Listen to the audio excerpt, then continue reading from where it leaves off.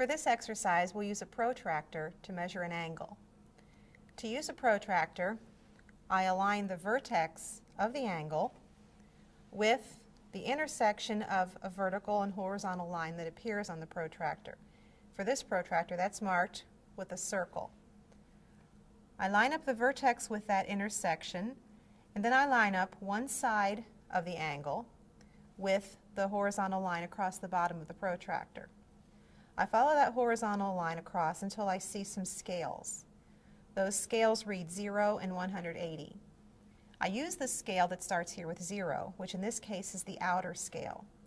So following the outer scale up around, let me get this lined up again, around until I reach the point where the other side of the angle is seen under the protractor, I read from the outer scale an estimate of about 113 degrees. So this angle measures